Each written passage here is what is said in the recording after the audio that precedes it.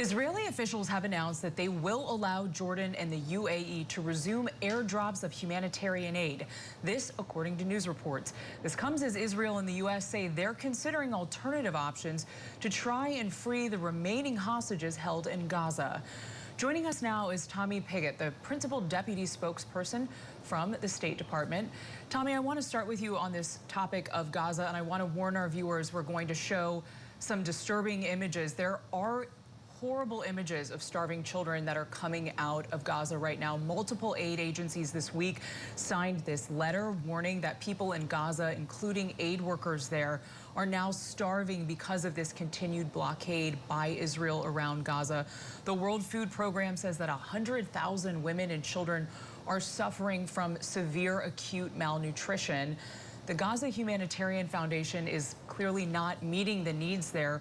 Why does the U.S. keep supporting their efforts, which we can see are falling short? And why doesn't the U.S. pressure Israel to lift the blockade to alleviate this lack of food there? Well, our heart breaks when we see those images, when we hear these stories. Our heart breaks over it. We are acutely aware of the humanitarian catastrophe that is unfolding there. That is why we have been committed to getting 90 million meals, supporting this effort to get 90 million meals to the people of Gaza through the Gaza Humanitarian Foundation in a way that's not looted by Hamas. In a war zone, it will never be enough. It will never be enough. That is why we have been so committed to ending this conflict. That is why we work every day to get as close as possible.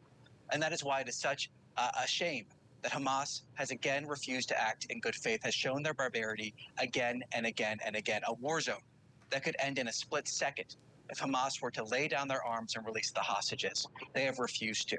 We remain committed to getting as much aid as possible to the people of Gaza without it being looted and then weaponized by Hamas, getting as much aid as in there as possible. But Tommy, can the U.S.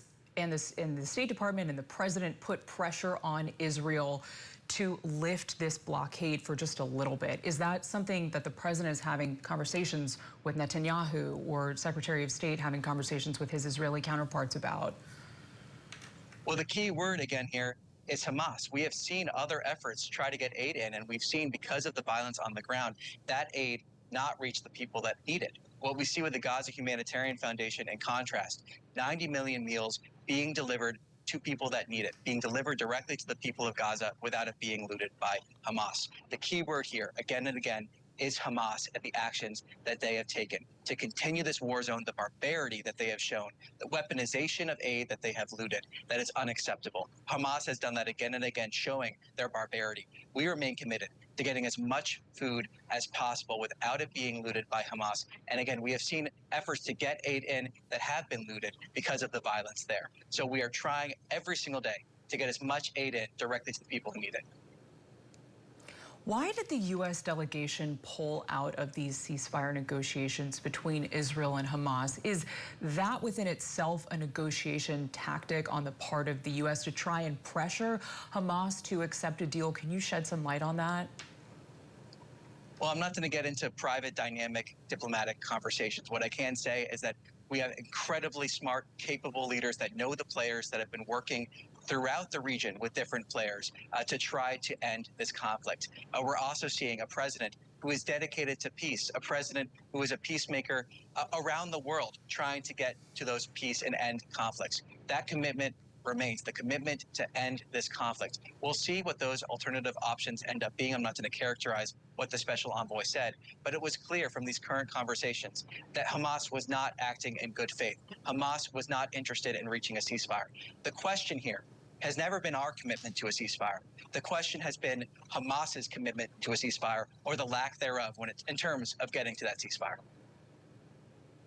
Tommy, I want to ask you on a different topic. The U.S. secured the release of 10 Americans who were imprisoned in Venezuela. This happened about a week ago.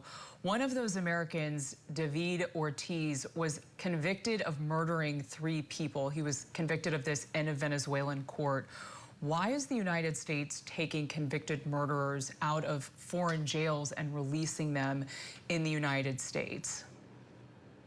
Look, I can't go into specifics when it comes to individuals because of privacy concerns, but what I can say about this is that there was an opportunity as a facilitator between an agreement and between El Salvador and Venezuela to release Americans. Right now, there are no more wrongfully detained Americans in Venezuela. And that is because of the leadership of this administration, the leadership of President Trump to bring Americans home. Americans who suffered torture at the hands of the Venezuelan regime. Those Americans, wrongfully detained Americans, are now home because of President Trump.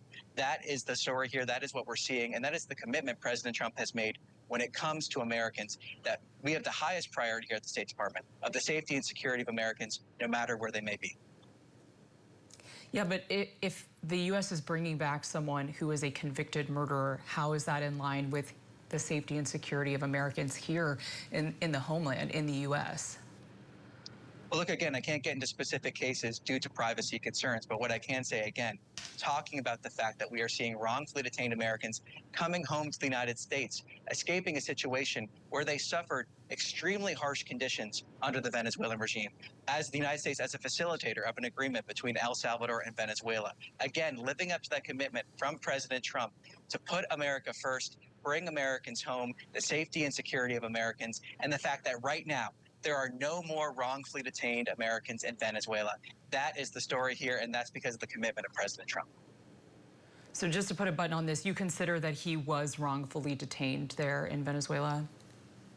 No, that is not what I'm saying in terms of commenting on specific cases. What I am saying is that there were wrongfully detained Americans that were brought home during that facilitation of that agreement.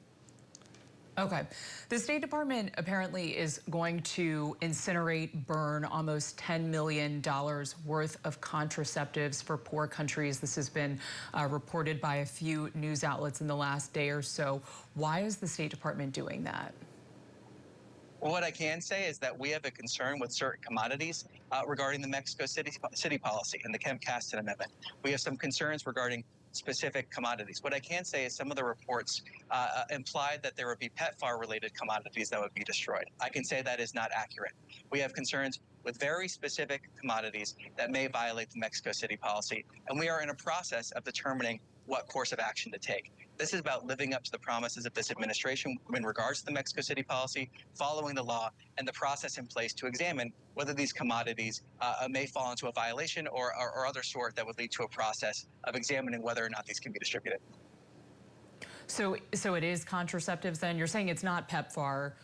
We're hearing that, but there are contraceptives that are part of the $10 million worth of products, commodities that will be incinerated. Is that the case? Well, there are certain commodities that can be considered abortifacients, and that's the commodities we're talking about with Mexico City. So we're not talking about, when you talk contraceptives, for example, we're not talking about condoms, for example. Condoms will not be destroyed. PEPFAR commodities will not be destroyed. We're talking about very specific commodities when it comes to the Mexico City policy that prevents taxpayer dollars to go in towards organizations that may perform abortions or otherwise.